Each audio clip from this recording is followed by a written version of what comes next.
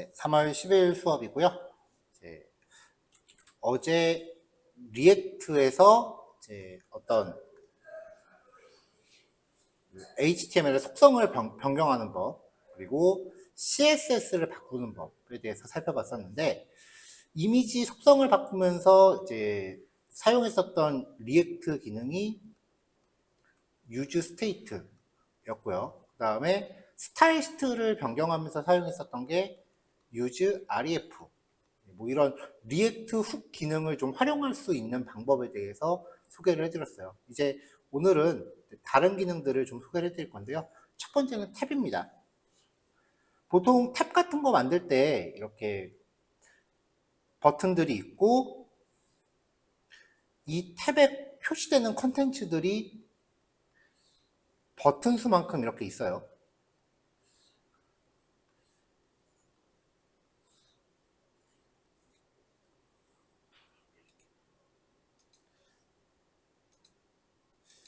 자, 그래서 이제 이 첫 번째 버튼과 첫 번째 div를 연결하고 두 번째 버튼이랑 얘를 연결하고 얘랑 세 번째 거, 또 네 번째 버튼이랑 네 번째 탭 페이지를 연결했을 때 어떤 걸 클릭했는지에 따라서 그 클릭된 항목 하나를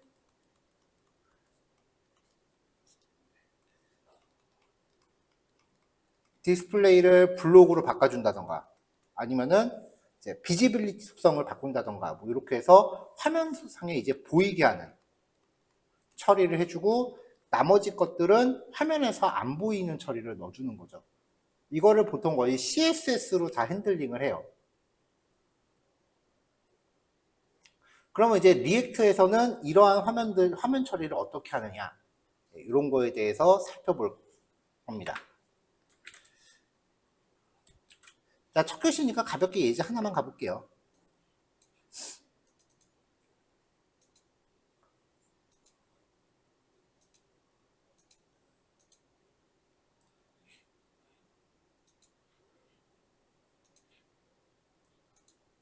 자, 페이지스 폴더 안에 탭 EX입니다.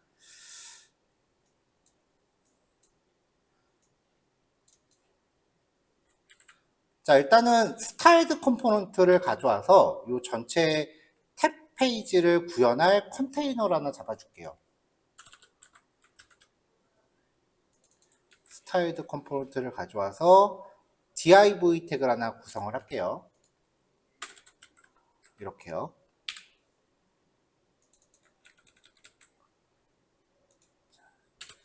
자, 이걸로 여기다 이렇게 탭 컨테이너라고 하나 잡아 놓겠습니다.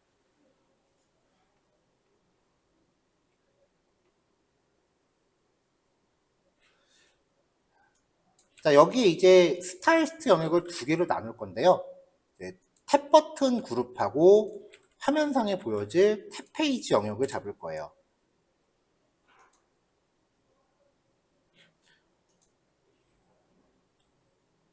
자, 그러면 이제 보통은 버튼을 넣어야 되니까 여기 뭐 A 태그를 이렇게 해서 뭐 버튼 1 이런 식으로 해서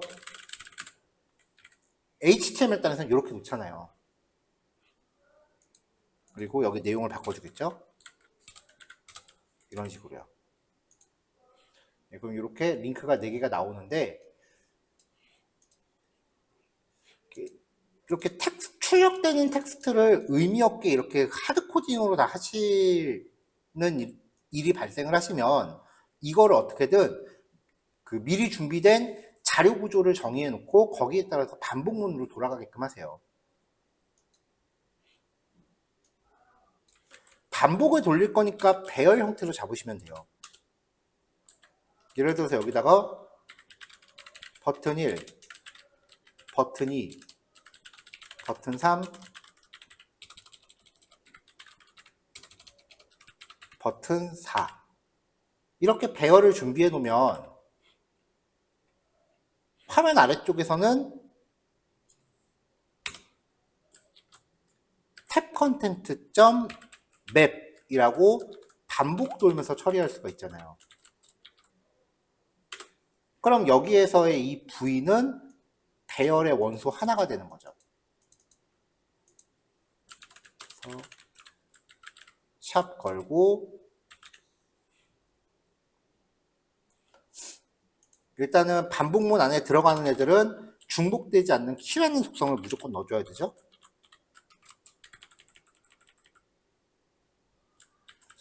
이렇게 한 다음에 여기서 V라고 걸어주면은 이제 반복문이 돌면서 여기 처리가 가능해지죠. 여기 리턴을 해줘야 되네요. 이렇게요. 그러면 이 반복문을 돌잖아요. 아까랑 똑같아 보이신다면은 숫자를 좀 늘려서 다르게 보이게 해볼게요.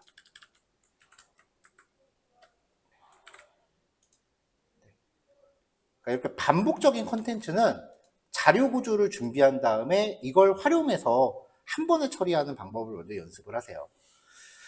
자, 근데 지금 탭이라고 하는 거는 클릭했을 때 보여질 버튼에 들어갈 문구도 중요하지만 얘를 클릭했을 때 화면에 표시될 컨텐츠도 있어야 되는 거잖아요. 그러니까 이렇게 여러 개의 정보가 쌍으로 다녀야 된다라고 하면 이제 여기서 하나를 제이슨으로 준비하는 거죠. 이렇게.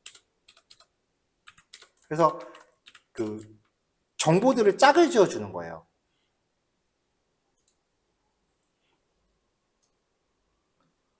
자, 이렇게 그 정보들을 제이슨으로 구성할 때 일단은 포커스를 맞추실 첫 번째는요.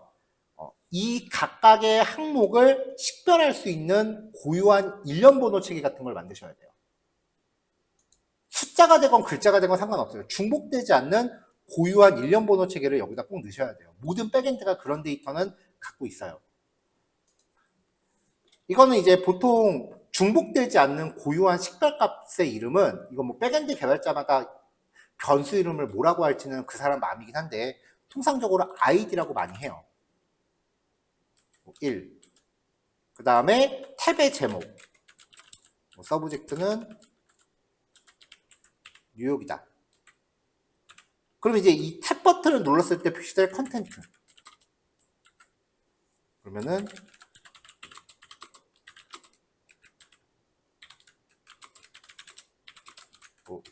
이렇게 적당히 텍스트를 넣어주는 거죠. 자, 이런 식으로 컨텐츠를 미리 준비를 좀 했습니다. 뉴욕, 런던, 파리, 서울. ID 값은 중복되지만 않으면 숫자건 글자건 상관이 없어요. 여기서 글자로 갔고요. 자, 그럼 여기에서 하나의 V에 대한 개념이 바뀌죠. 이제 V가 요 제이슨 하나가 V가 되는 거죠. 그럼 여기 버튼에는 V에 대한 제목을 출력을 해줄게요. 그래서 V. subject라고 들어가는 거예요. 여기 이 제이슨에 들어가는 이 항목의 이름은 여러분들이 그때그때 정하시는 거예요. 정해진 게 없습니다. 네, 그럼 여기 링크 4개가 이렇게 제이슨에 의해서 표시가 되고 있죠.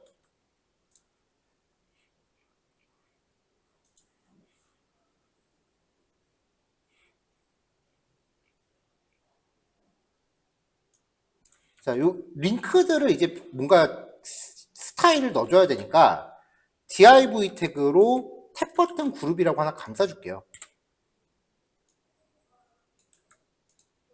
그럼 탭 버튼 그룹 안에 A 태그들이 들어있는 거죠.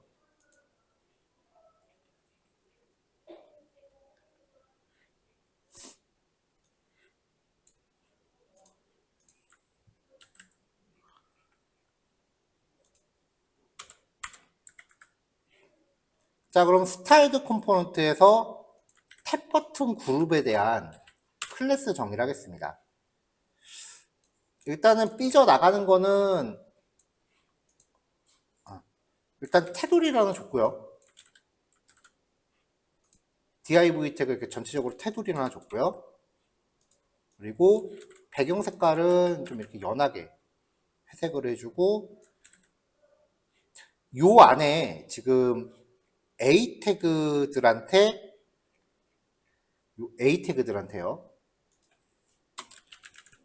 클래스 네임으로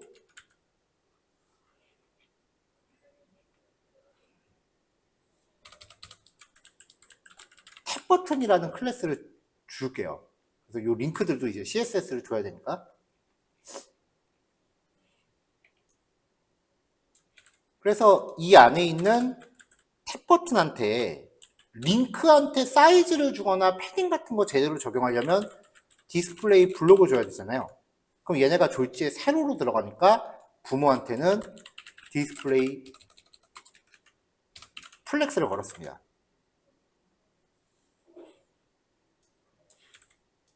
자, 배경 색깔은 부모 그대로 상속하게 했고요. 그 다음에 각각 최소 넓이 100픽셀 줬습니다. 민 위드스로 준 거는 글자가 늘어나면 글자 수만큼 넓어지라고요. 자, 박스 사이징 보더 박스 주고요. 그 다음에 나머지는 가볍게 좀 꾸며주는 처리, 테두리라든지 패딩이라든지 그런 거 한꺼번에 줄게요.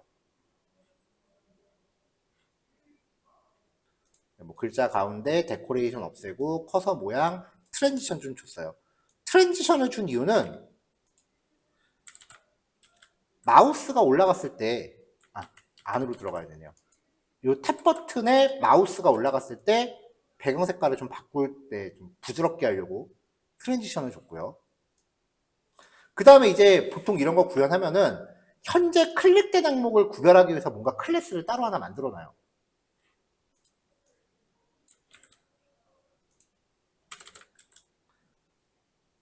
자, 그래서 액티브라고 줬습니다. 자, 이거 구별을 하셔야 되는 게 지금 전체적으로 부모 요소가 탭 버튼 뭐 이렇게 가정을 했을 때 엔드 호버는요, 이 탭 버튼에 대한 호버고요. 엔드가 붙으면 클래스가 같이 들어가는 거예요. 그 다음에 엔드 한 다음에 얘는 점 액티브잖아요. 그러니까 점 탭 버튼 그리고 붙여서 점 액티브예요. 이거 두 개 구별하세요. 얘는 마우스가 올라갔을 때에 대한 효과고, 이거는 현재 메뉴를 강조하려고 할 때 액티브라는 클래스를 나중에 준다면 걔한테 그냥 미리 CSS를 만들어 놓은 겁니다.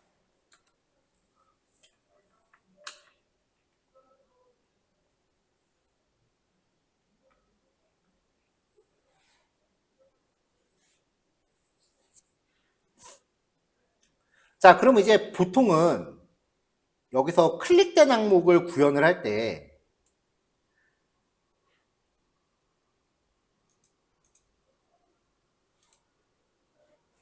클릭된 항목을 구현하려고 할 때 여기다가 이벤트 하나 걸잖아요. 온 클릭한 다음에 온 탭 버튼 클릭이라고 이벤트 함수를 하나 만들었다고 칠게요. 아직 함수 정의 안 했으니까 당연히 에러 나겠죠.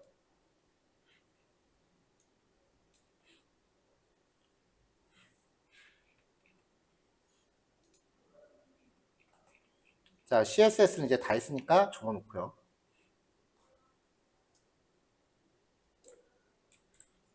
자, 여기서의 상태 값을 이제 use state, use callback, use memo 3개를 쓸 거예요.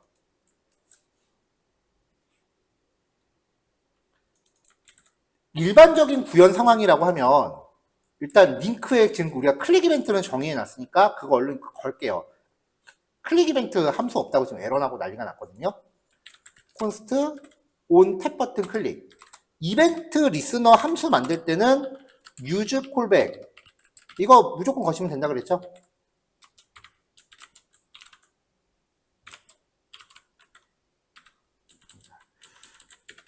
두 번째 파라미터에 빈 배열을 넣는 거는 이 안에 있는 내용을 화면에 처음 등장할 때 한 번만 해라 라는 뜻이에요.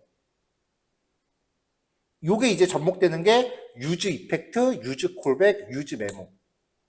근데 use memo는 보통 변수 안 넣거나 여기에다 변수를 명시하지 않고서는 안 쓰니까 use callback과 use 이펙트에서 두 번째 파라미터가 빈 배열인 거는 화면에 등장할 때 최초 한 번만 실행해라 라는 뜻이라고 보시면 돼요. 그럼 여기서는 뭘 최초 한 번만 하느냐? 이벤트 리스너 함수를 딱 한 번만 만들고 계속 반복해서 생성하지 말란 얘기예요.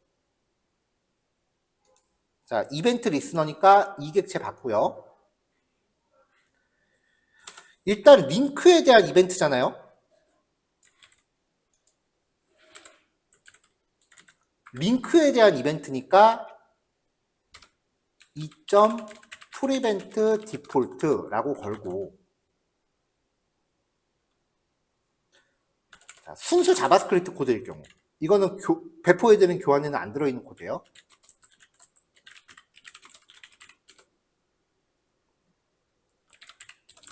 const current는 current target, 일단 이렇게 걸고, 그 다음에 탭 버튼 그룹 안에 있는 링크에 대해서 싹 다 반복을 걸어요.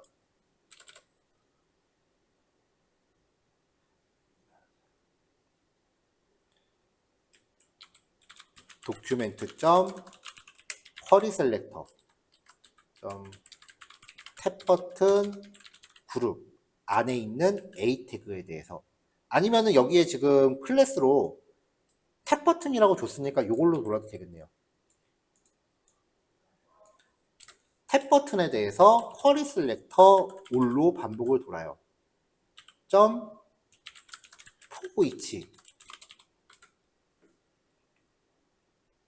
자, 좁으니까 좀 넓힐게요. 자, 이렇게 반복을 돌아요. 그럼 여기서 console.log에서 V를 출력해 보면은 V가 이 클래스를 갖고 있는 링크 하나하나가 되겠죠.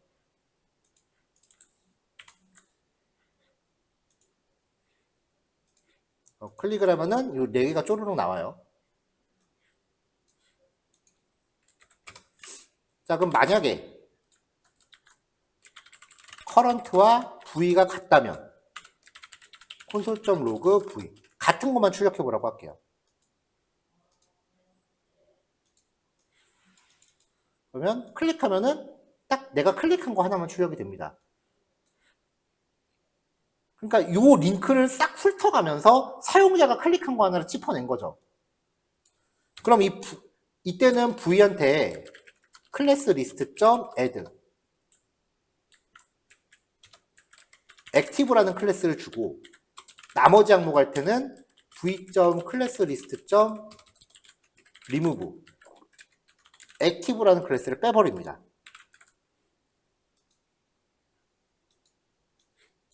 이거 그냥 이렇게 자바스크립트대로 구현해서 먹는다는 거예요. 자, 여기 서울 보면은 지금 여기 페리스의 액티브 클래스가 있는데, 제가 서울을 클릭하면은 액티브 클래스가 이렇게 바뀌죠. 자, 이게 우리가 전에 자바스크립트에서 했었던 구현 방식이에요. current라는 변수를 안 남기실 거면은 여기다 이렇게 넣으셔도 되겠죠. 근데 리액트는 이런 식으로 구현을 안 해요. 물론 이렇게 하셔도 누가 뭐라고 하진 않지만, 사실 사용자 입장에서 멀쩡히 동작하면 장땡이에요. 우리가 이걸 리액트를 쓰건 jQuery를 쓰건 이용자들은 1도 관심 없어요, 사실. 뭐 리액트가 좋다느니 jQuery가 좋다느니 그들만의 리그예요. 자, 이제 이걸 리액트스럽게 해볼게요. 몇 번째 탭이 이건 주석으로 맞겠습니다. 몇 번째 탭이 표시되고 있는지에 대해서 상태값을 하나 만들어요. 0이에요.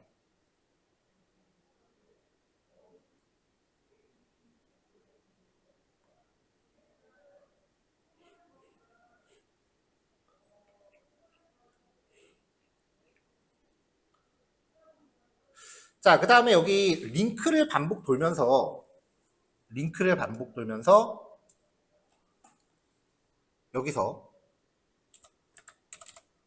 몇 번째 링크인지를 알려주기 위해서 샵 하나 붙이고, 어제랑 똑같죠. 달러 뭐 v.id를 걸어볼게요.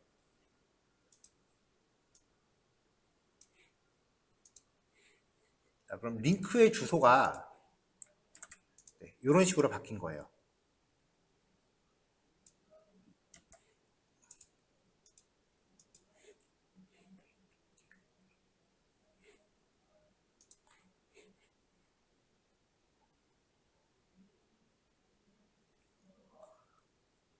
물론 여기서는 그냥 i 값을 걸어도 됩니다. 여기서 사실 더 쉽게 가려면은 i 값 거는 게 더 쉬워요. i 값이 0, 1, 2, 3, 4 배열 인덱스니까. 근데 여기서 지금 v.id를 건 거는 여기 뉴욕, 런던, 파리, 서울 이렇게 글자가 들어간 거잖아요. 일부러 제가 예제를 한번 꼬아놓은 거예요. 여기를 반복으로 돌면서 링크에 붙어있는 값과 id 값이 일치하는 거를 찾는 거. 이걸 한 번 더 넣어보려고 일부러 예제를 한 번 더 어렵게 꼰 거예요. 쉽게 하려면 그냥 id 값으로 이 배열에서 i번째 거 그렇게 접근하는 게 더 쉬워요.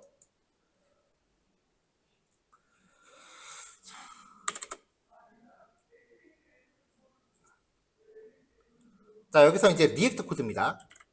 콘스트 또 커런트를 받을게요. 2.current 타겟. 이게 클릭된 링크죠.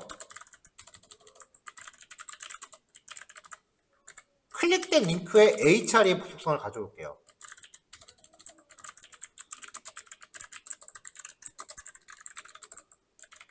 콘스트 href는 current.get attribute의 href. 그래서 콘솔.log로 href를 출력을 해보면 샵 붙어 있는 href 값이 나오죠. 여기서 이제 샵을 나중에 또 뗄 거예요. 샵을 떼도 되고 아니면은 여기서 반복되면서 id 값에다가 샵을 붙여서 비교해도 되고요. 이 id 값에 샵을 붙인 게 링크에 있는 href랑 같은지를 보면 되겠죠.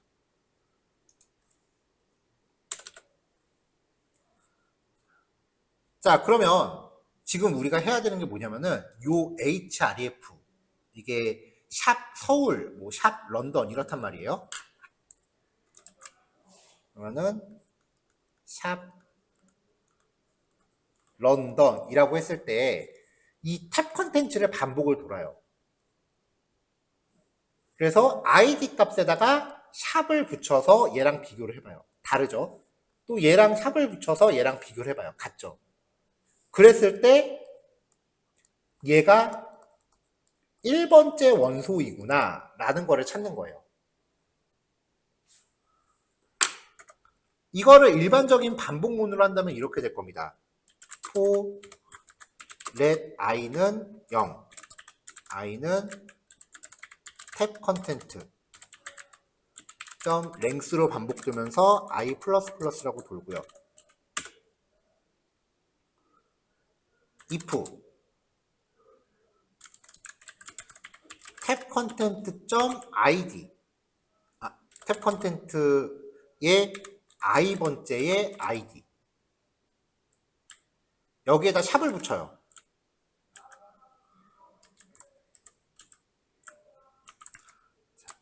이게 href 속성과 같다면 console.log i 출력하고 찾았으니까 브레이크. 그럼 이제 몇 번째 항목 찾았다? 0번째, 3번째 이렇게 나와요.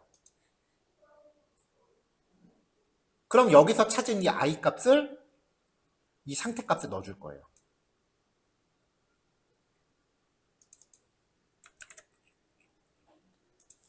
그러니까 set 탭 인덱스에다가 i를 넣어라 이렇게 되는 게 그냥 자바스크립트 코드예요. 근데 우리는 자바스크립트의 탐색 함수를 봤었죠. 자, 지금 이 처리 로직을 그대로 구현하는 게 탭 컨텐트 점 find index입니다. 그럼 얘도 v하고 i를 받아서 콜백을 돌아요. 그럼 여기서 만약에 v.id에다가 또 샵을 붙여서 이게 href와 같다면 정확하게 비교하려면 이퀄 3개 쓰는 게 더 좋겠죠. 같다면 return true를 합니다. 그러면은 이 조건이 충족돼서 true를 리턴될 그 시점에 i 값이 이 find라는 변수에 저장이 돼요. 그럼 우리는 이 find 값을 상태 값에 걸어주면 돼요. 자, 이건 제가 지금 코드를 되게 길게 풀어서 쓴 거고요.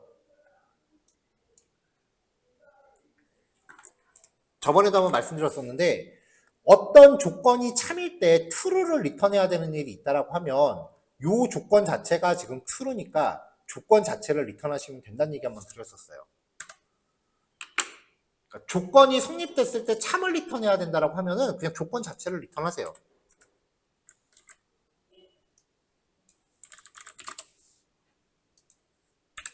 이거 자체가 참 거짓이니까요. 자, 그 다음에 화살표 함수인데 리턴을 위한 부분 한 줄밖에 없으니까 여기서도 리턴문 빼고 중괄호 생략할 수 있죠.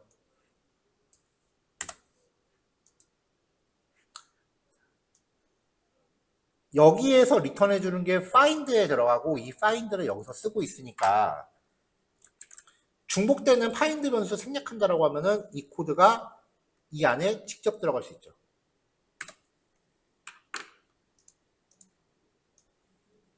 그래서 보통은 이렇게 한 줄로 위에 있는 이 코드를 대신합니다.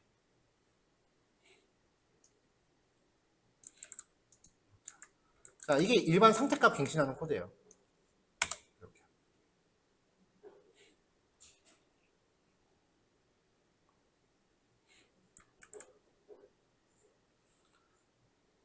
자, 그럼 이제 탭 컨텐트의 파인드 인덱스를 해서 이 상태값을 지금 바꿨단 말이에요. 이게 현재 표시되고 있는 탭의 인덱스 번호로 걸 거예요. 일단 제가 임시로 여기 h1 태그 안에다가 이 값을 한번 찍어 볼게요. 자, 지금 0이 나오는데 1번째, 0번째, 2번째, 3번째. 클릭한 탭하고 이 숫자가 바로 연동이 되잖아요.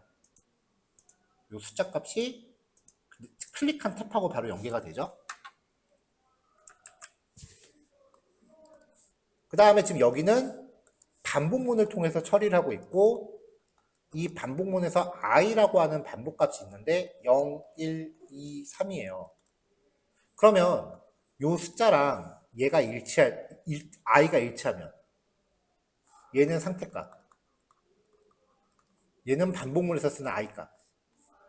상태값과 i값이 일치하는 데에다가 active라는 클래스를 넣어주면 돼요.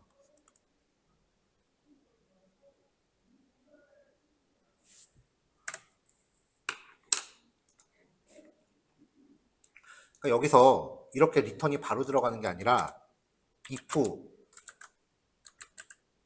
탭 인덱스와 i가 같다면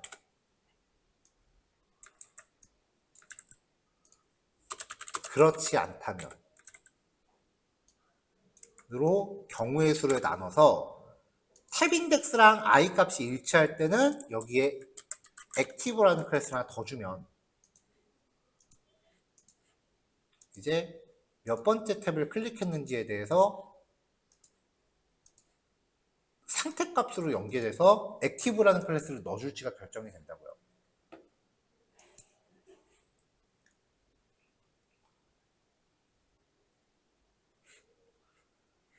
자, 근데 오히려 코드가 좀 복잡해진 것 같죠? 왜냐면 고작 active라는 클래스 하나를 줄 건데 이것 때문에 여기가 이렇게 좀 복잡하게 리턴을 걸리는 게 좀 불합리해요. 자, 새로운 패키지 하나 소개를 해드릴게요. 리액트에서 개인적으로 요거 쓸 일이 되게 많았던 것 같아요. 클래스 네임스라고 하는 패키지인데요. CSS 클래스의 조합을 만들어줘요.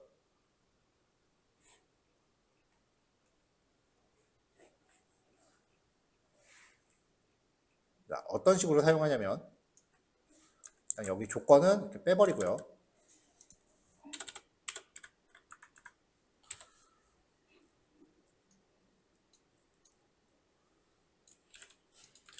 자, 조건부 클래스 이름을 정하는 거예요.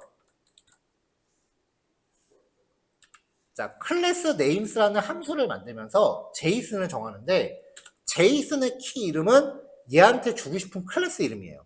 먼저 탭 버튼이라는 클래스는 무조건 줍니다. .탭 버튼은 무조건 적용. 그 다음에 액티브라는 클래스는 여기는 조건식으로 주는 거예요. i가 탭 인덱스와 같을 때. 그러니까 이 의미가 액티브는 조건이 참인 경우만 적용. 그러니까 이 클래스 names라고 하는 함수에 JSON으로 걸면서 이 JSON의 키는 CSS 클래스 이름이에요. 그리고 true냐 false냐를 지정을 해서 이 클래스가 적용이 될 건지 말 건지를 결정을 해요. true라고 하면은 이 클래스를 무조건 가져가는 거고, 여기에 조건식을 설정하면 이 조건식이 맞을 때만 액티브가 들어가는 거예요. 전체적으로 반복문 안에서 처리하고 있으니까 이 i 값은 0, 1, 2, 3으로 될 거고, 이 탭 인덱스는 상태 값이라고요. 그리고 이 상태 값에 적용되는 거는 클릭한 링크와 연동이 될 거고요. 그래서 링크에 의해서 탭 인덱스라는 값이 바뀌면은 여기가 반복 돌면서 이제 자기랑 일치하는 i 값을 갖는 애한테 액티브라는 클래스를 주는 겁니다. 이렇게 만들면 이 CLS를 클래스 네임에다가 변수로 걸어줘요. 그러면 이제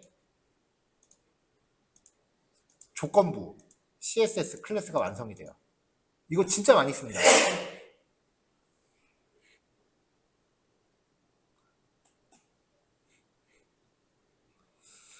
자, 그 다음에 링크에 의해서 버튼이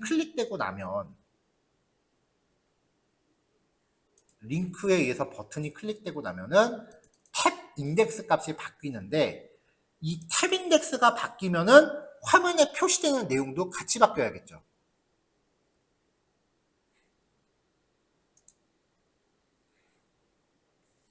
그래서 탭 인덱스가 바뀌었을 때 거기에 대한 후속 처리로 변경되는 상태 변수를 또 가져와요. 어떤 상태 값이 바뀌었을 때 그에 대한 후속 처리로 바뀌는 거. use 메모였죠. 자, 탭 인덱스 값이 변경된 직후 실행되게 할 거예요.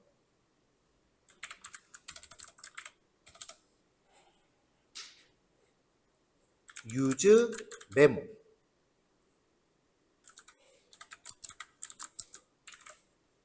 여기에 모니터링할 변수를 명시해주면 탭 인덱스 값이 바뀌었을 때 얘가 즉시 실행이 됩니다.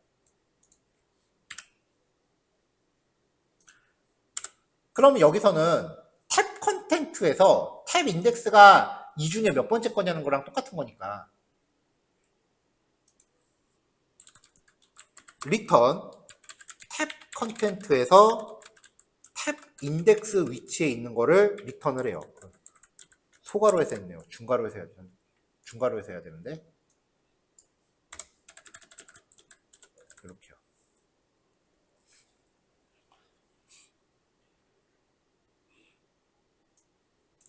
자, 그럼 여기서 지금 하고 있는 게 탭 컨텐츠의 탭 인덱스 번째 항목을 리턴하는 거예요.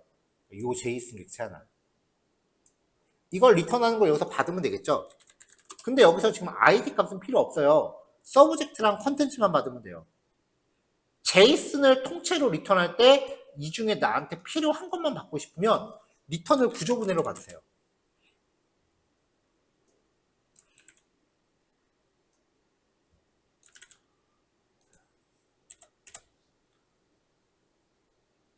자, 그럼 이제 이 서브젝트와 컨텐츠는 탭 인덱스 값이 변경됐을 때 거기에 대한 후속 처리로 바뀔 거예요. 그래서 탭 페이지는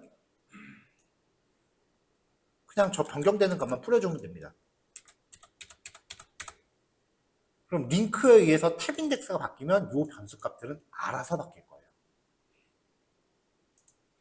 그래서 이렇게 알아서 바뀌는 거죠.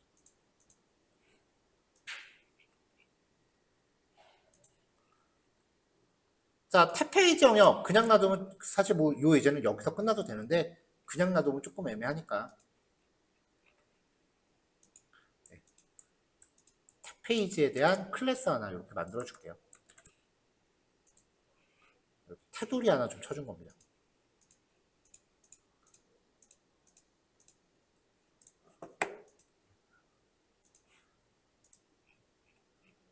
자, 아까 예제 보여드리려고 제목에 숫자 출력했던 거는 빼겠습니다.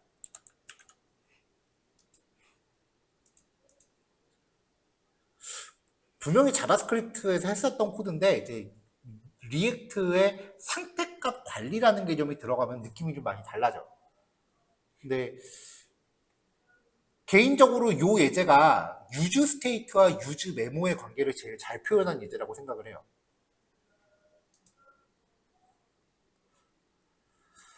네, 설명 시간이 평소보다 10분 정도 길었네요. 일단 요거 실습하시고요. 오늘은 한 3시 15분쯤에 뵐게요. 자, 실습 시간이 지나갔으니까 이제 다음 내용 또 넘어가 볼게요. 네, 이번에는 이제 서브 메뉴인데요.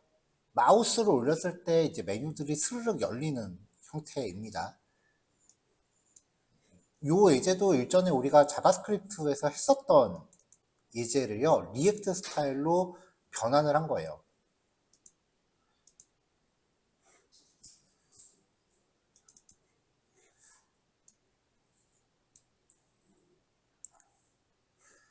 자, 이벤트 처리를 해야 돼요. 마우스 올라갔을 때 메뉴가 나오고 마우스 빠져나왔을 때 사라진다. 그러니까 마우스 반응에 대한 이벤트 정의를 해야 되니까 이벤트 쓸 때는 무조건 유즈 콜백 가져오시라고 말씀드렸죠. 그리고 당연히 CSS를 넣어야 되니까 스타일드 컴포넌트도 가져올 거고요. 대부분 메뉴는 클릭했을 때 링크를 구현하잖아요. 그래서 리액트 라우터 돔에서 링크 가져왔습니다. 사용할 이미지도 가져올게요. 자, btn하고 btn 오버. 앞에 예제에서 그냥 a 태그를 사용을 했었던 거는 이거는 그냥 클릭을 했을 때 어떤 UI의 변화만 줄 거였지 페이지가 이동할 건 아니었어요. 리액트 안에서. 그러니까 클릭 이벤트를 걸기 위해서 사용한 거지 사실 태그는 뭐가 됐건 상관이 없었어요. 이 예제는. 근데 메뉴 같은 경우는 클릭했을 때 실제로 페이지가 넘어가야 되잖아요. 그래서 리액트에서 페이지가 넘어갈 때는 리액트 라우터돔 안에 있는 링크나 NAV 링크를 사용하셔야 되는 거. 네, 그거 기억하시고요. 이미지 2개 가져왔습니다. 이미지 파일 어제 배포해드린 자료에 같이 들어있었는데요. 이렇게 생긴 배경 이미지랑 마우스 올라갔을 때 이렇게 바뀐 이미지. 이거 2개고요.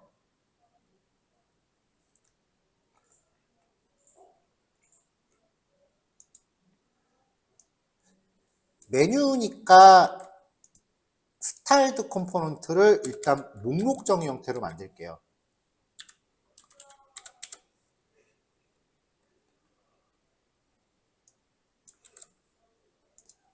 자, 그래서 이 안에 메뉴 컨테이너 하나 만들어 놓고요.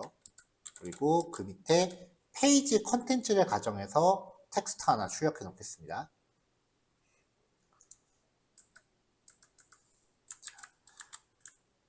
li 태그 하나 넣고요. 여기에 링크 to 샵 걸어줄게요. 그 다음에 프론트 엔드. 그리고 하위 메뉴는 ul 태그 또 넣어주면 되죠. li 태그 3개 정도 넣고 여기에 각각 또 링크 넣어줄 거고요.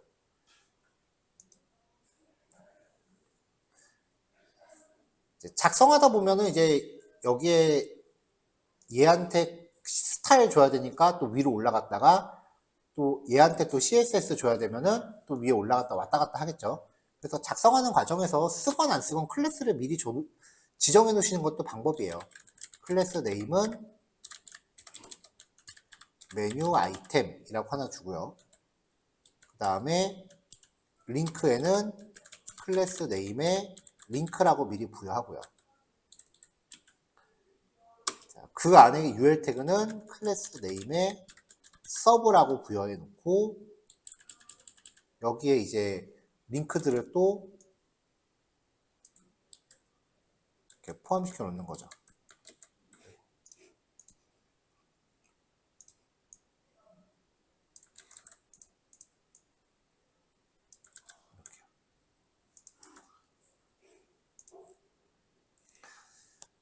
자, 서브 메뉴를 구현할 때의 핵심 포인트는 요 li 태그에 마우스가 올라갔을 때 숨겨져 있던 이 서브 메뉴가 표시가 되고 요 li 태그에서 마우스가 빠져나갈 때 얘가 다시 사라지는 거예요.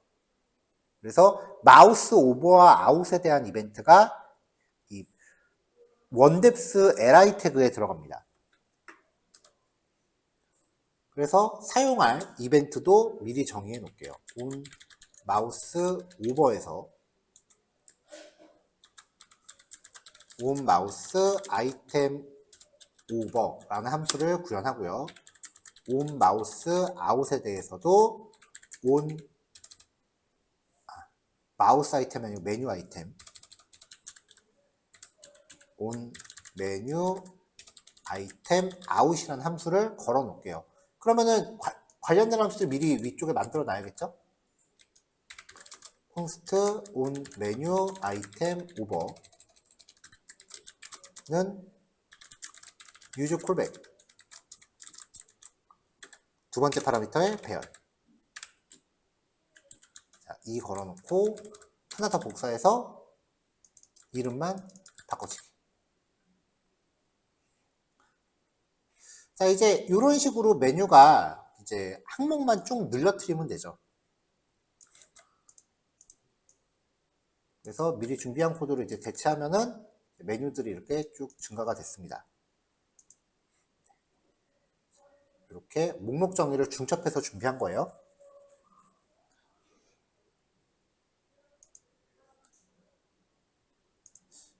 자, 요 메뉴 만들 때는 굳이 선택값 안 쓰셔도 돼요. 요거는 그냥 순수 CSS랑 자바스크립트 코드만으로 들어간다고 보시면 될 것 같아요.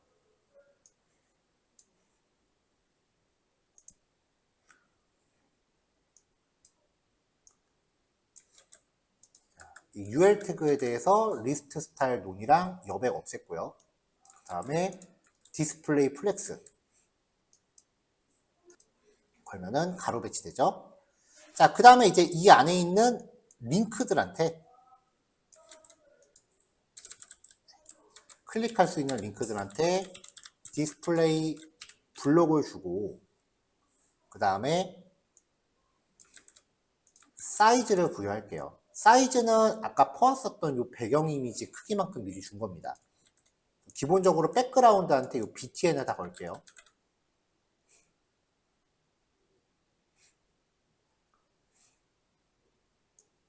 자, 이 안에서 이제 텍스트 가운데로 놓으려면은 제일 쉬운 방법은 텍스트 얼라인 센터 주고 라인 에이트를 박스 높이랑 똑같이 주시는 방법.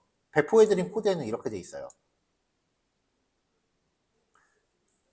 근데 다른 방법을 한번 꾀해 본다면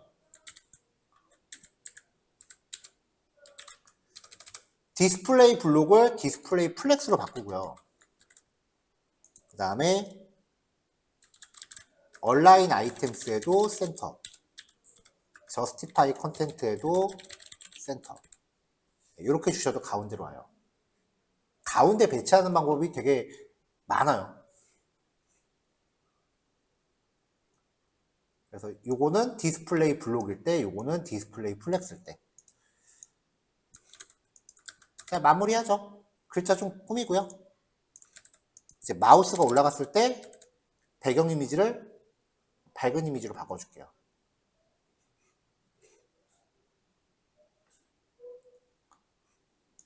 자, 여기 요 서브 컨텐츠들 메뉴 아이템이라고 되어 있는 애들 있죠? 얘네들도 좀 넣어주죠. 메뉴 아이템. 자, 메뉴 아이템이 li 태그들이에요.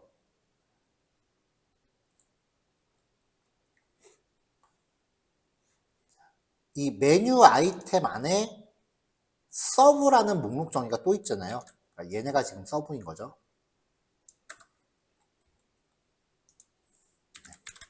점 서브한테 땡땡이들 없애야죠. 리스트 스타일 논이랑 패딩 0.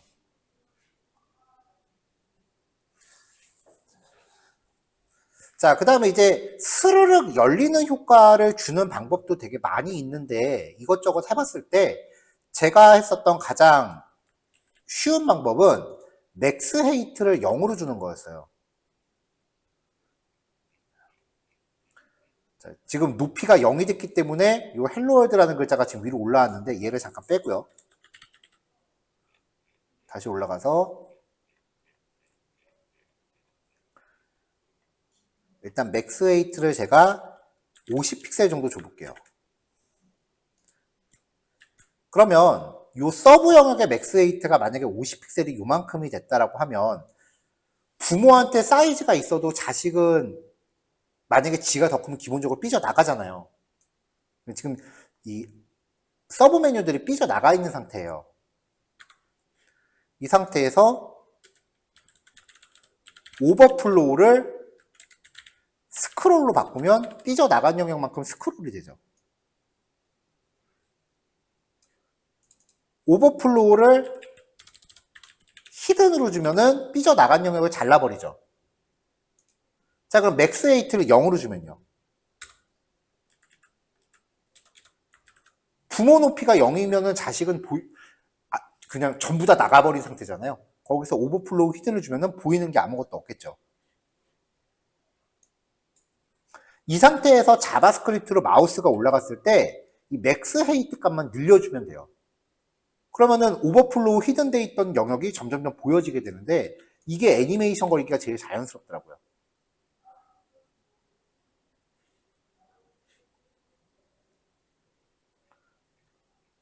자, 그럼 마우스가 올라갔을 때 어떻게 하느냐?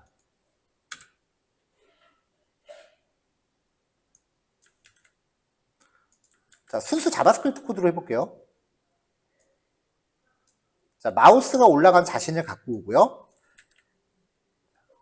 li 태그에 마우스가 올라갔죠? 요 안에서 서브라는 클래스를 찾아요. 그래서 이 서브한테 맥스 헤이트가 0이었잖아요. 그 0이었던 거를 스크롤 헤이트, 현재 잘려있는 영역만큼 줍니다. 그럼 마우스 올라갔을 때 이렇게 스르륵 하고 열려요. 이게 제일 자연스럽더라고요. 그럼 마우스가 나갔을 때는 어떻게 하느냐? 맥스 헤이트를 다시 널 내지는 0으로 바꿔버립니다.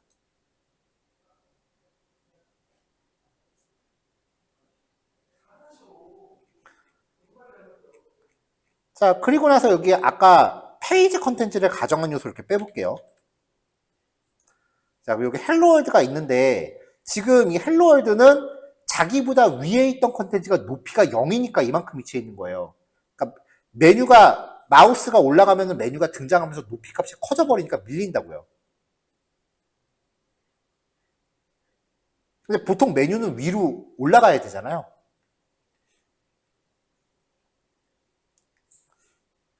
그래서 이 서브 메뉴한테 포지션 앱솔루트를 줍니다. 근데 보통 포지션 속성을 주면은 기준점이 브라우저 끝을 기준으로 해버리니까 보통 이제 포지션을 주면은 부모한테 포지션 렐라티브 부여하는 걸 저는 이제 거의 공식처럼 쓰고 있어요. 자식한테 앱솔루트를 줄 때는 부모한테 렐라티브를 꼭 줘라. 그러면 이게 앱솔루트의 기준점이 부모를 기준으로 가니까요. 제 메뉴가 이렇게 위에서 떨어지죠.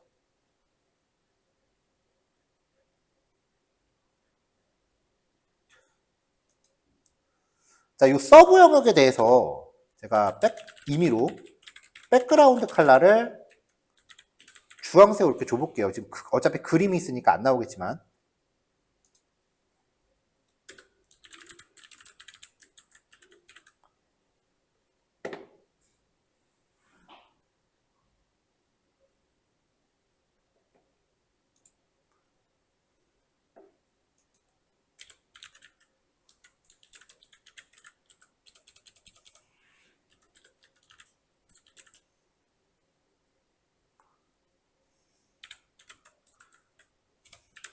자, 레프트 0픽셀에 탑 0픽셀이면은 부모를 기준으로 간 거니까 지금 여기랑 요 왼쪽 상단 끝이 0픽셀에 0픽셀이에요. 그러니까 마우스 올리면 이렇게 가는 거죠. 근데 요 메뉴 높이 하나가 아까 48픽셀이었으니까 높이를 48픽셀 정도 줄게요.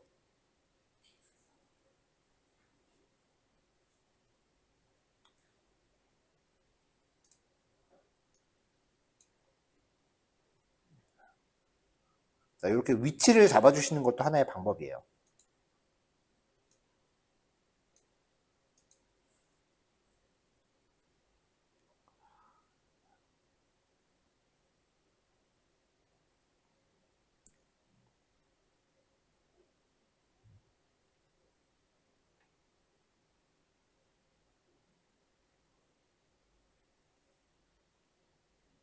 자, 근데 여기서 만약에 포지션 릴레티브를 빼버리면 레프트랑 탑에 대한 기준이 무조건 브라우저 끝을 기준으로 가버리잖아요. 그죠?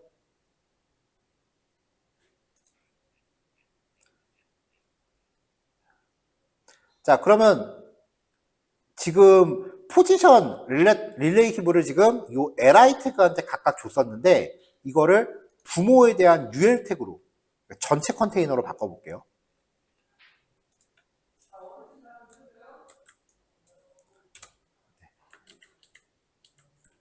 요 위치를 요 메뉴 컨테이너로 바꿔볼게요. 그러면은 포지션 앱솔루트의 기준점이 이 전체 컨테이너가 됩니다. 레프트 0, 탑 0이라고 하면은 메뉴가 요 왼쪽 상단 끝을 기준으로 컨테이너에서 이렇게 나올 거고, 그 다음에 메뉴 하나의 높이가 48픽셀인 거를 가정하면은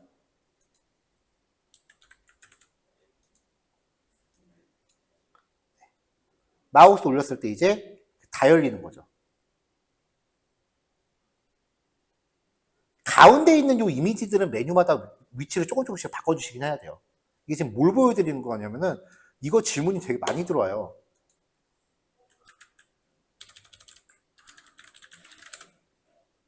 보통 풀다운 메뉴라고 부르는데 올렸을 때 전체가 다 열리는 메뉴예요. 지금 이거 보여드린 거예요. 포지션 앱솔루트를 부여한 다음에 넓이를 100%로 줘버리면은 다 채워버립니다. 여기서 가운데 들어가는 애들은 그때그때 콘텐츠마다 CSS를 좀 따로 주셔야 돼요. 대체로 풀다운 메뉴는 각 항목별로 CSS를 정형화하기가 좀 힘들더라고요.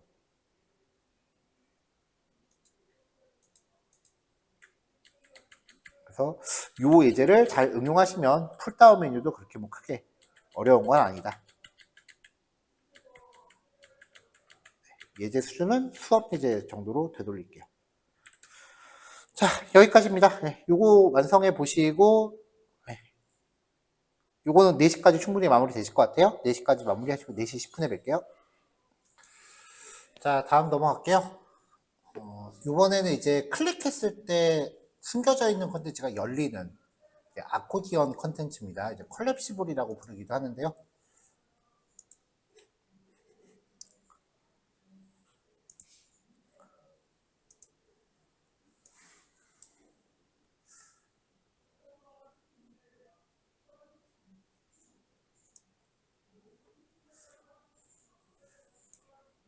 화면에 표시할 내용을 마찬가지로 제이슨으로 정의를 할 거예요. 그래서 표시할 내용을 이렇게 여기다 한꺼번에 붙여 넣을 건데 이거는 노가다가 좀 심한 코드라서 제가 단톡방에 코드를 좀 올려드릴게요.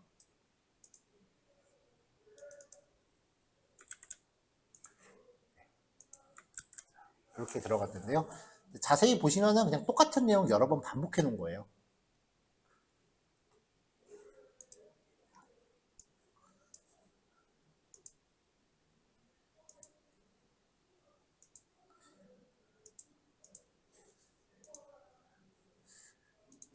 자, 요거를 이제 구현을 하려면 스타일드 컴포넌트로 이제 또 컨테이너 만들어서 이제 반복 처리를 하면 되겠죠.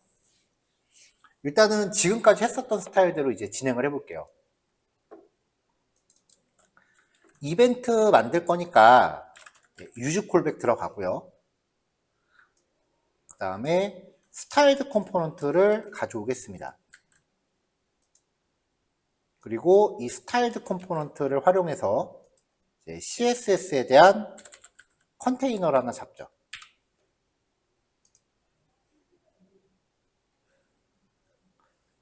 일단 하나에 대해서만 먼저 구현을 해볼게요. 하나를 먼저 만들어 놓고 데이터 수만큼 반복하면 되는 거니까요.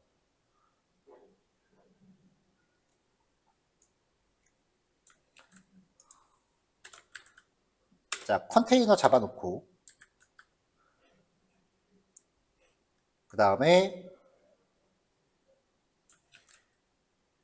제목이니까 H1 태그로 들어갈 거고요. 클릭했을 때 숨겨진 컨텐츠가 열릴 거니까 이제 클릭 이벤트도 미리 준비를 했습니다. 자, H1 태그 닫고요. 그 다음에 클릭했을 때 열릴 내용. 이 안에는 그냥 자유롭게 꾸미면 되는 거니까 그냥 P 태그로 내용 잡아 놓을게요. 자, 일단 이렇게 하나를 먼저 준비를 했어요. 지금 이벤트 함수를 안 만들어 놔서 에러가 나고 있어요. 이벤트 함수도 미리 준비해 놓죠.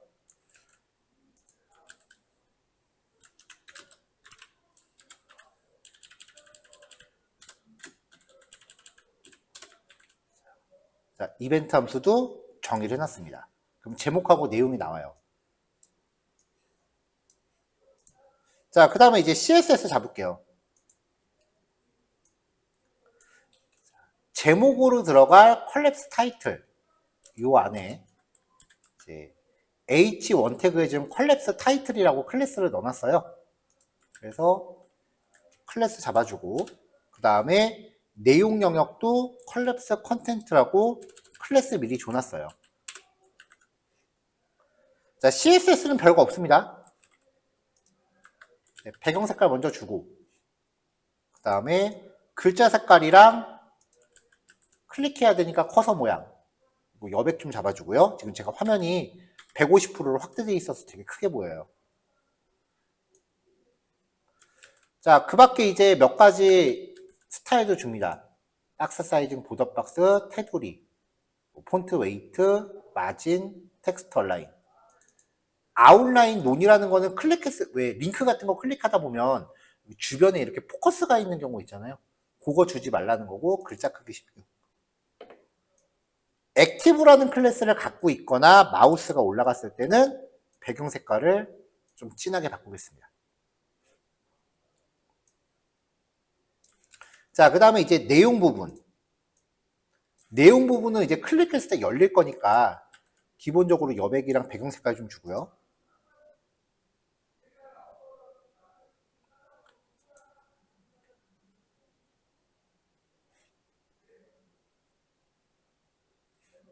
그 다음에 높이값 0으로 주고 또 숨겨놨어요. 또 스르륵 열릴 거니까 이벤트 걸어놨고 그 트랜지션 줬고요. 기본 구성이 아까 했었던 메뉴 에즈랑 거의 비슷해요. 자, 그래서 이제 클릭 이벤트가 발생하면 제목에 대해서 클릭 이벤트가 발생하면 클릭된 자기 자신을 가져와요.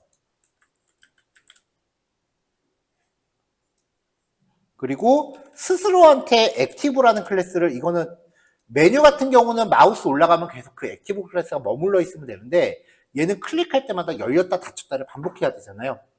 그러니까 액티브라는 클래스를 넣었다 뺐다를 해야 되기 때문에 토글로 들어갑니다.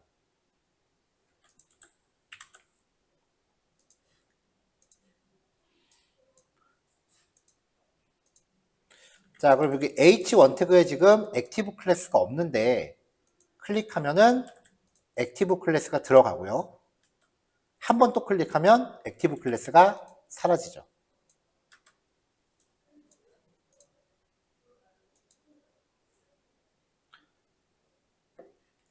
자, 그럼 이제 얘를 클릭했을 때 지금 하고자 하는 거는 얘를 밑에 거 여는 거니까 방법은 두 가지예요.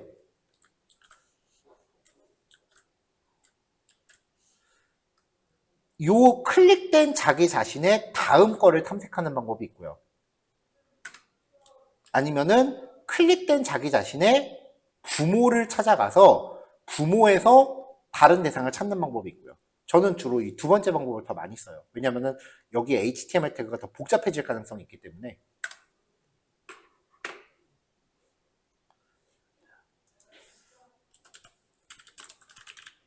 그래서 제어할 대상을 이제 탐색을 하는데 current.parent element가 부모예요. 부모한테서 쿼리 셀렉터 하시면 또 탐색이 되죠. 여기서 collapse content 클릭된 스스로에서 부모를 찾아가고 부모로부터 collapse content를 찾아라. 요걸 이제 변수에다 담을게요. 그럼 얘한테 맥스 헤이트 속성이 있는지 없는지를 판단해서 그 값을 설정을 이제 바꿔주면 됩니다.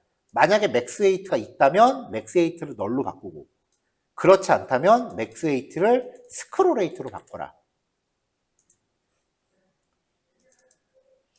그럼 하나짜리 계속 열렸다 닫혔다가 완성이 됩니다.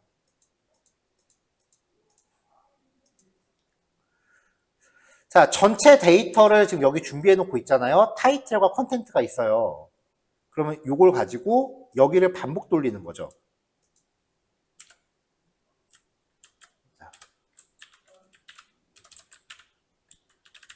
컨텐트.map vi 제가 컨텐츠라고 만들었죠. 컨텐츠. 그럼 이제 요 제이슨 하나가 v가 되니까 v.title과 v.content에 대해서 출력을 해주면 될 거예요.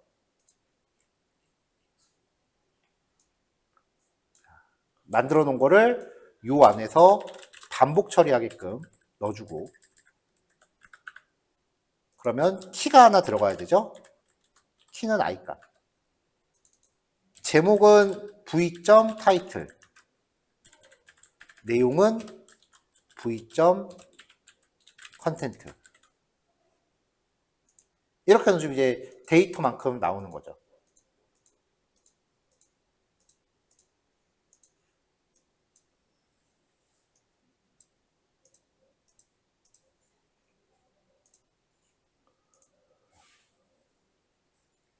자, 이게 여태까지 우리가 했었던 예제 스타일이에요.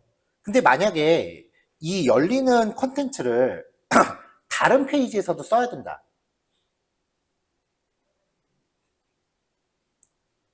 그러면 이제 요 부분만, 요 컴포넌트 하나만 지금 컬랩스 컨테이너라고 해서 지금 단위 하나를 만들어 놓은 거잖아요. 이거를 별도의 파일로 빼는 거예요. 그게 컴포넌트죠.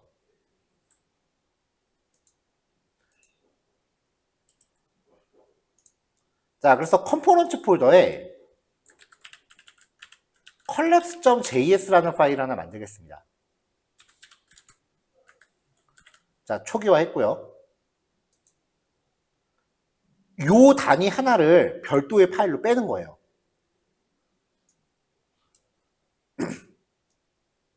그럼 이벤트 걸어야 되니까 유즈 콜백 들어가야 될 거고요. 그 다음에 스타일드 컴포넌트와 스타일드도 그 파일로 옮겨가면 될 거예요.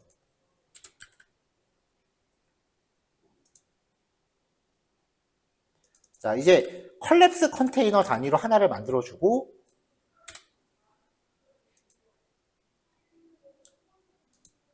이벤트 함수도 옮길게요.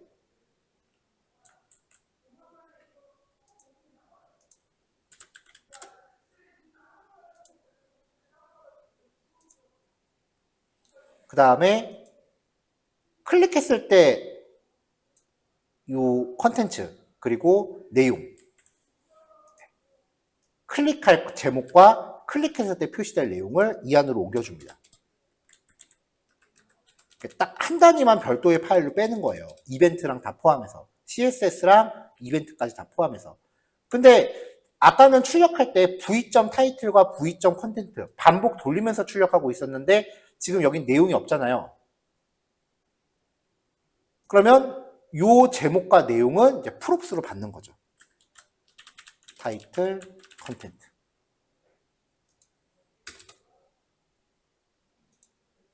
이렇게요.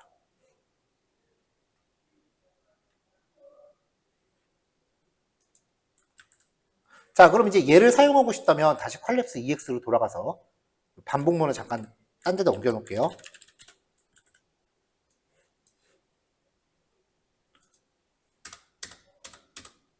자, 그러면 표시할 데이터를 제외하고 되게 조촐해졌잖아요. 이제 아까 만들었었던 컴포넌트를 임포트합니다. 임포트 컬랩스. 그래서 얘를 여기서 쓰는 거예요. 그러면서 타이틀은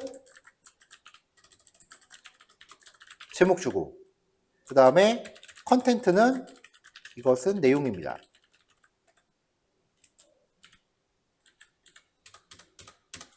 이렇게 주면은 요 자리에서 이 코드가 한번 쓰이는 거죠.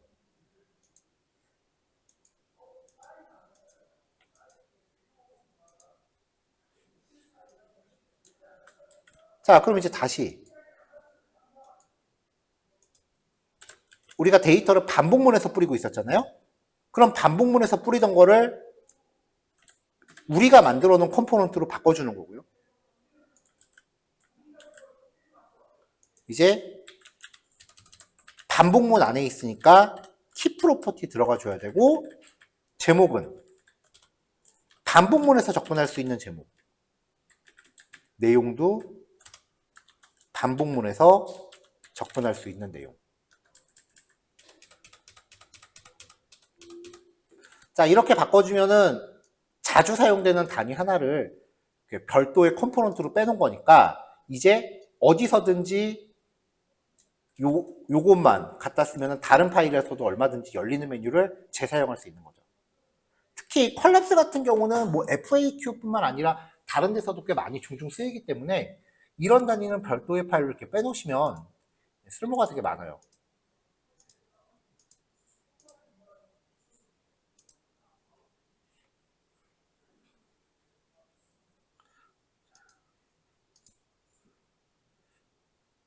굉장히 이제 리액트스러운 예제라고 보시면 돼요.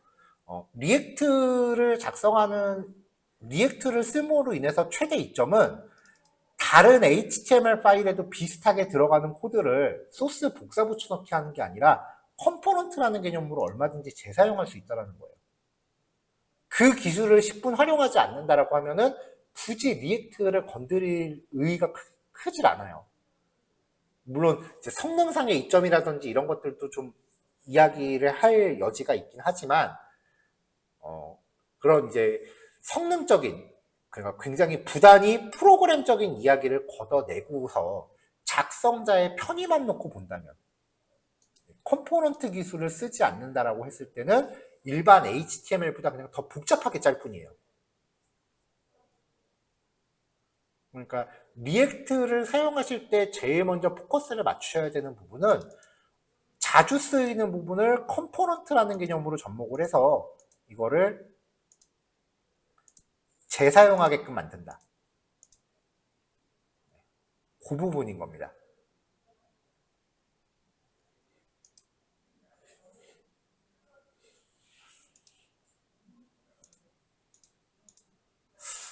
요거는 실습 완성하시고 나면 시간이 좀 남겠는데요? 지금 4시 반이고요. 실습 시간 20분 할애할게요. 완성하시고 10분 쉬었다가 5시에 뵙죠. 자, 마지막 예제 진행할게요. 이번에는 리액트 안에서 이제 자바스크립트로 HTML 태그를 동적으로 생성하는 케이스예요. 사실 리액트에서는 이 기능은 그렇게 자주 쓰이진 않아요. 왜냐면은 상태값을 만들어 놓고 거기에 대해서 반복문만 시키면 되거든요. 그래도 이제 예전 스타일 그 크리에이트 엘리먼트를 사용해야 되는 경우가 아주 없는 건 아니니까 한번 해볼게요.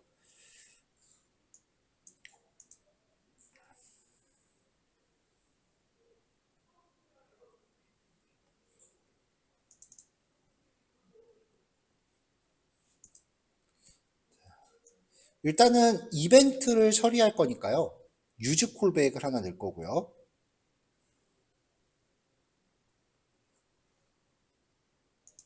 그 다음에 동적으로 생성된 요소가 들어갈 곳을 지정을 해줘야 되잖아요. 그래서 이제 use ref도 하나 넣습니다.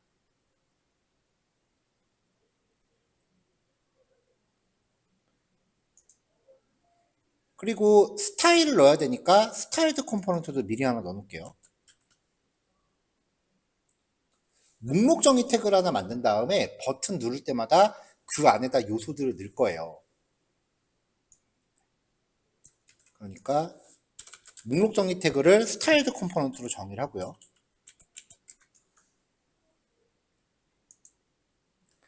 이 리스트 컨테이너를 여기다가 미리 이렇게 넣어놓죠. 자, li 태그를 이제 css 적용해야 되니까 샘플로 한 3개 정도 넣어볼게요.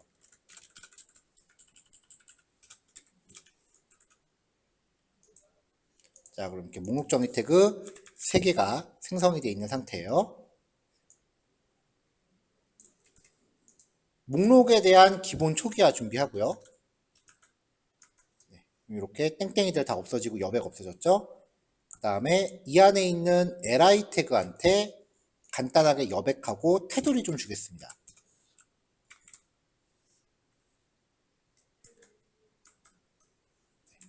그럼 이렇게 그 보더 보통을 걸었으니까 선들이 들어가 있고요. 퍼스트 차일드만 상단 테두리를 걸어줄게요. 자, 그럼 선이 이렇게 균형 잡혀졌죠? 자, 그 다음에 이 li 태그에 각각 클래스를 걸어서 배경 색깔을 좀 구별할 수 있게끔 준비할게요. 블루, 오렌지, 핑크라고 해서 여기에 클래스 네임이 블루,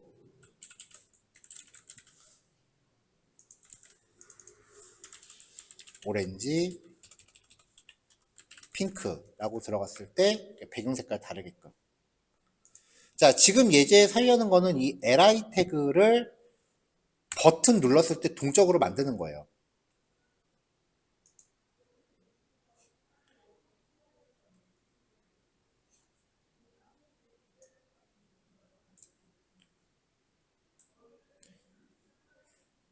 화면에서는 인풋 타입 텍스트를 하나 부여하고요. 버튼을 나갔고 입력값이 li 태그 안에 컨텐츠로 들어가게끔 할 겁니다.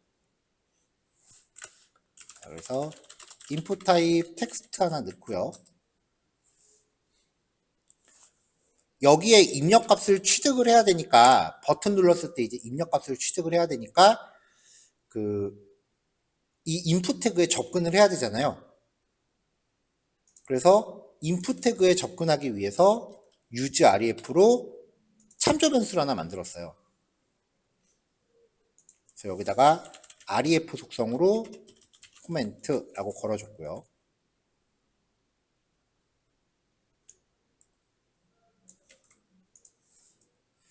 자, 그 다음에 이제 버튼들 넣는 거죠. 자, 이렇게 버튼을 넣었더니 너무 따닥따닥 붙어 있더라고요. 그래서 이게 좀 마음에 안 들어서 CSS를 마진 라이트 10픽셀이라고 준비해서 이거를 각각의 태그한테 스타일 속성으로 걸어줬습니다. 이렇게요.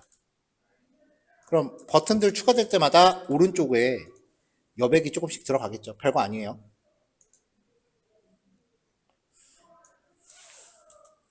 자, 여기선 버튼을 총 3개 넣을 거예요. 우리가 자바스크립트에서 그 항목을 추가하는 기능들을 append child, insert before 뭐 이런 것들을 봤었어요.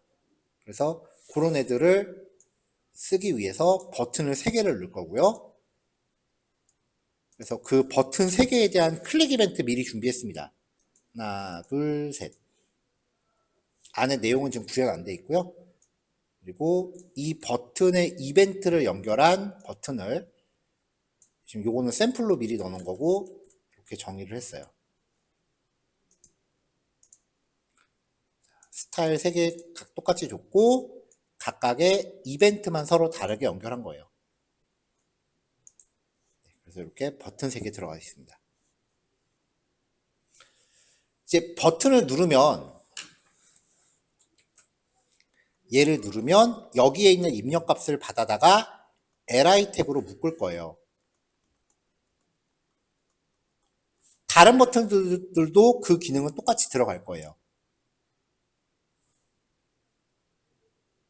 그래서 아까 준비했었던 ul 태그에다가 생성된 li를 넣을 건데 그때 append child로 넣을 거냐 insert before로 넣을 거냐 그 차이인 거죠.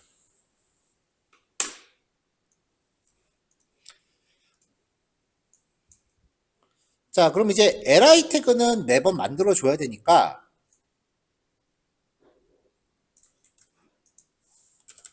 동적으로 li 태그를 생성할 함수를 하나 만듭니다. 파라미터로 클래스 이름을 전달받게끔 했는데 요 클래스 이름은 아까 위에서 블루, 오렌지, 핑크 이렇게 만들었죠? 셋 중에 하나를 넣을 거예요. 그러니까 버튼이 눌러지면 여기서는 const li는 get item 이라고 호출하면서 핑크라고 클래스를 줄 거고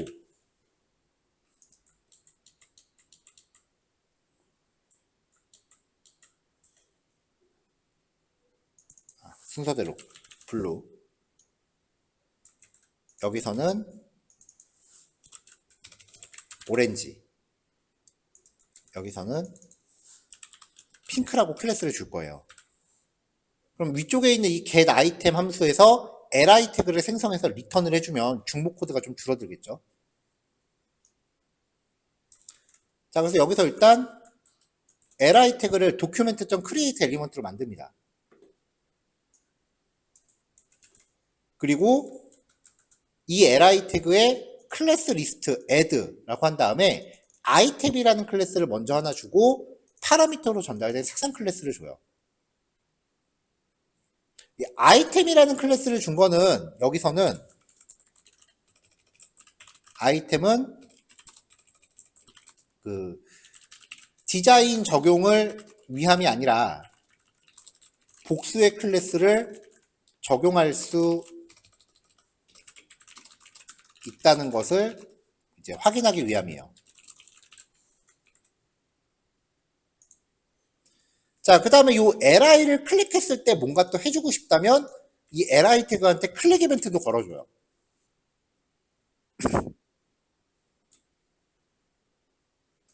여기서의 이 2는 이 li가 되겠죠? 자, HTML 객체한테 remove 메서드를 호출하면 그 자체를 없애버립니다. 자, 이렇게 구성된 li 태그를 리턴을 해주면 여기서 전부 각각 다른 li를 리턴 받겠죠.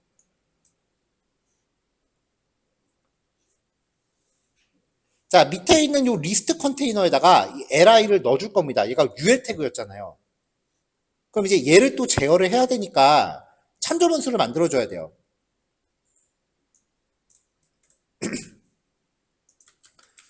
자, 목록을 출력할 ul 태그에 styled 컴포넌트 연결할 참조 변수를 리스트라고 준비했어요.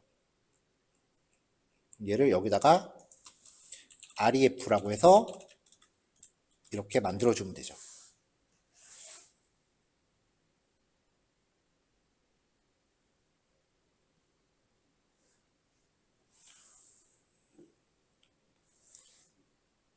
자, 그러면 이제 이 리스트한테 리턴 받은 li를 넣어주면 됩니다.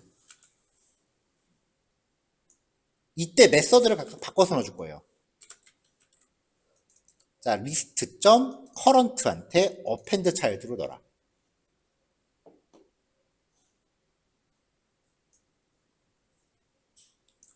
이번에는 list.current한테 insert before로 얘를 넣어라. 근데 중복되는 변수 제거하면은 이렇게 들어갈 수 있겠죠.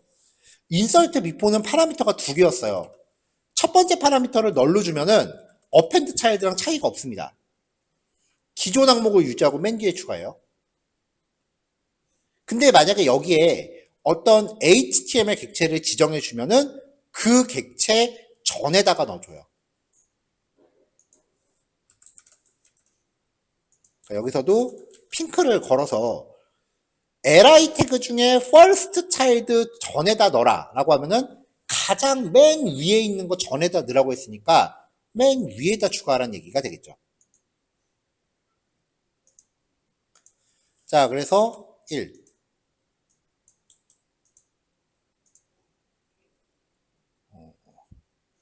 여기 객체 요거 출력할 때 하나가 빠졌네요. 네. 코멘트, 아까 인풋 타입 텍스트였죠? 거기에 입력된 밸류 값을 inner HTML로 넣어줘라. 이렇게 해줘야 입력값이 들어가죠. 1. 2. 이거는 무조건 맨 뒤에 추가하는 거예요. insert before의 두 번째 파라미터가 널로 들어가면은 append child랑 차이가 없어요. 맨 뒤에 추가해요. 근데 insert before의 두 번째 파라미터가 지정이 되면 li 태그 중에 first child니까 요게 first child잖아요. 요거의 before에다 넣어라예요. 맨 위에 추가하는 거죠. 이렇게요. 보통 중간 삽입은 잘 안 하잖아요. 맨 뒤에 넣건 맨 위에 넣건이죠. 만약에 중간 삽입을 하고 싶다면 얘를 지정해서 insert before 하시면 돼요. 만약에 여기 코드를 잠깐 바꿔서 nth child 3이라고 하면 1, 2, 3 네, 세 번째 거 전에다 넣겠죠.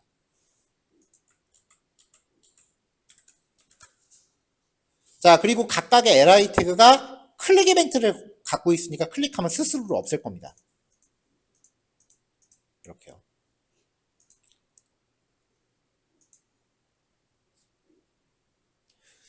자, 이제 여기서 마지막으로 보여드릴게요.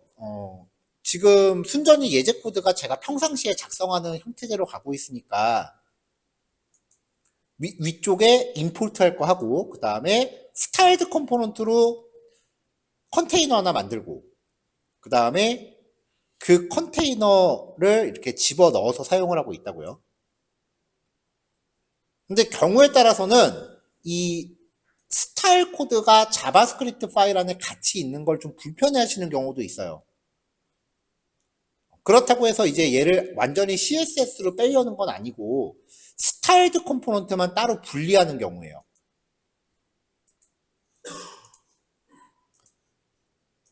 자, 리스트 컨테이너라고 제가 컴포넌트 파일 하나 준비를 했는데요. 우리 보통 초기화할 때 이렇게 준비하잖아요. 이런 스타일이 아니고요.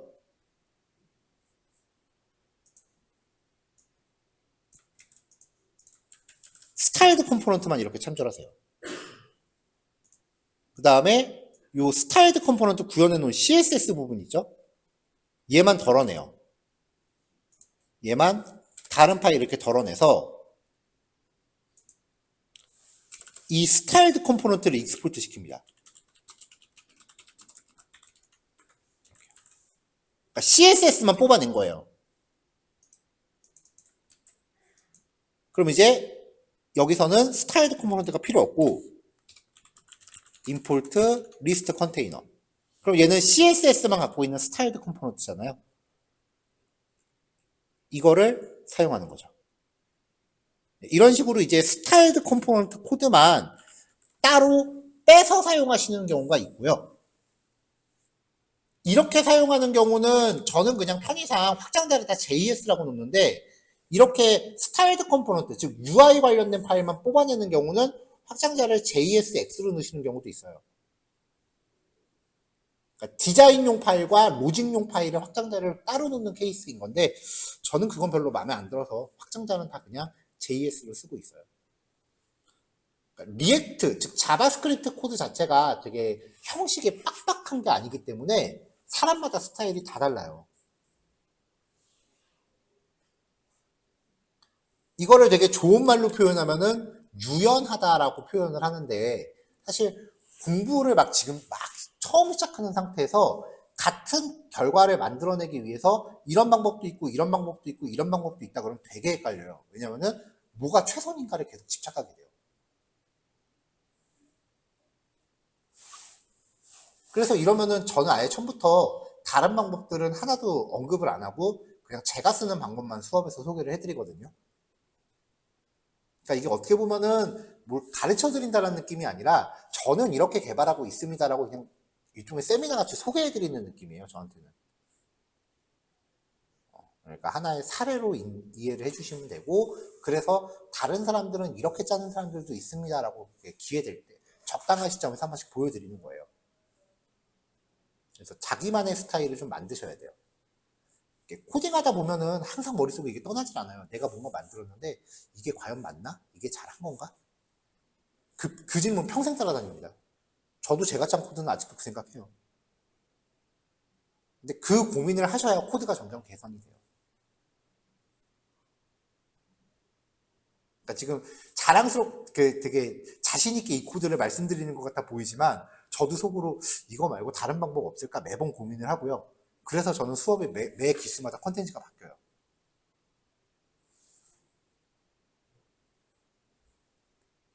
그래서 좀 지나간 내용, 우리 입장에서 좀 지나간 내용은 이제 쥐키스 분들한테도 수업을 해야 되니까 또 계속 뭔가 테스트를 해봐서 코드가 바뀐단 말이에요. 그래서 앞 코드를 제가 보관을 안 하는 이유가 그래서예요. 그러니까 매번 계속 고민하세요.